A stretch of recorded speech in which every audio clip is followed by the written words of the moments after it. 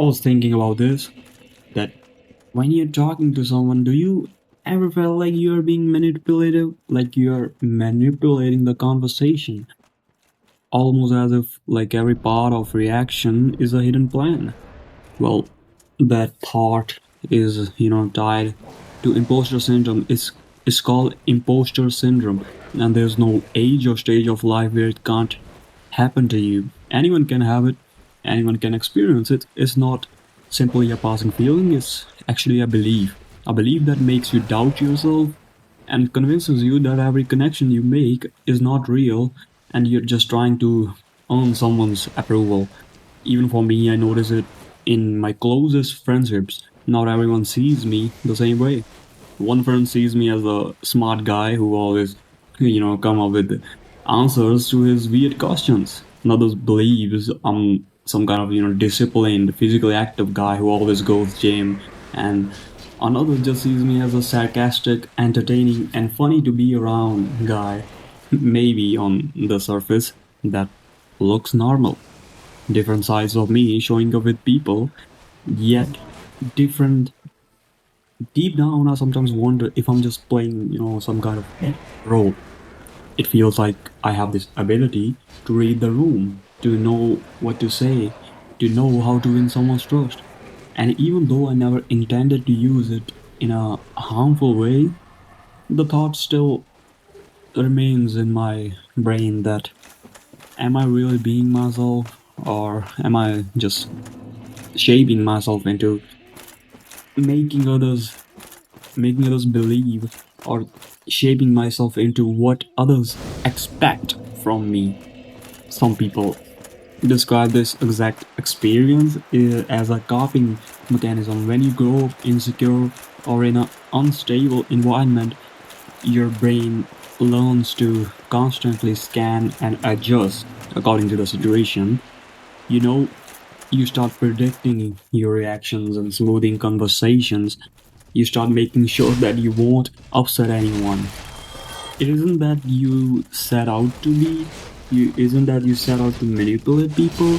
It's more that your mind is protecting you. It wants you to be like to stay safe. And while that may have helped you before, as you get older, it starts to feel like you're trapped inside a version of yourself that isn't even fully you. And when you carry this long enough, the danger is you begin to believe you are the problem, that the way you interact is wrong or fake. This belief doesn't come from nowhere, it's often planted by people, people who couldn't have handled their own brokenness.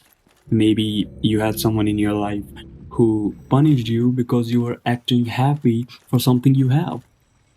They made you feel guilty about your happiness.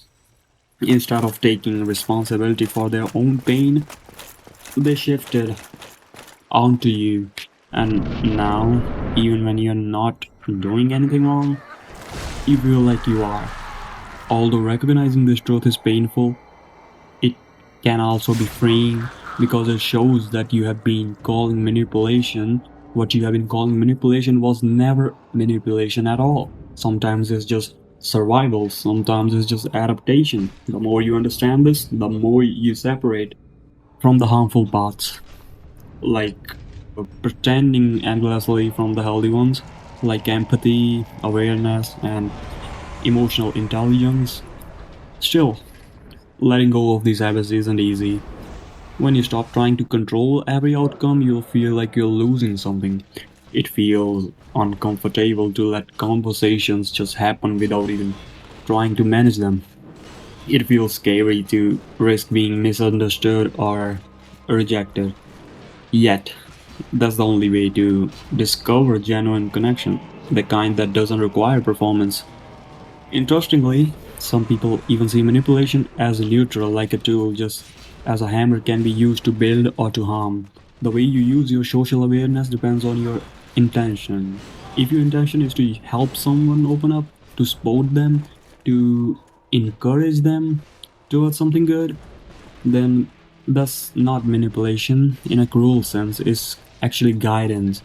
However, if your goal is to bend people towards your desires at their expense, then yes, it becomes destructive. The difference lies in the purpose behind your actions, and maybe that's the part most of us don't see. You're not walking around scheming against people. You're often just trying to fit in, to connect, to just be accepted. The guilt you feel is less about what you have actually done and more about how harshly you have judged yourself for doing it. That belief that you're manipulative isn't always truth. It's often insecurity dressed up like a guilt. So when you ask yourself, why do I feel like this? Why do I feel like I'm manipulating people? The deep answer is because you care, you just you want to be genuine. You think about being genuine a lot. And people who truly are manipulative, usually don't question it at all.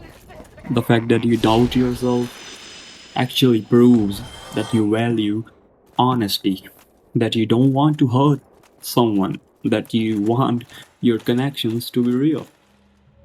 What you think is a feeling, as I've already said, is it's not actually a feeling, it's a belief. And while feelings are hard to argue with, beliefs can be challenged. You don't need to fight yourself every time you notice this pattern. You don't need to soften your voice in your head that says you're faking it, and remind yourself that different sides of you don't make you dishonest. They often just means you are acting more like a human as you should be. And maybe the best way forward is to demand a single real version of you, but to accept that you contain many versions and all of them are valid.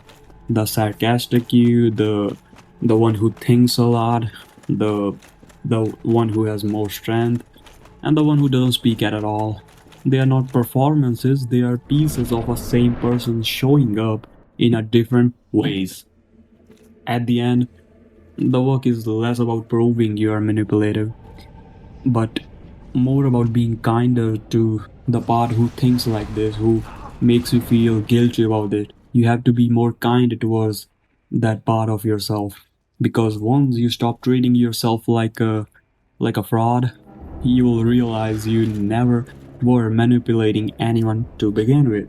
You were simply just surviving, and now you're learning how to live with honesty without fear.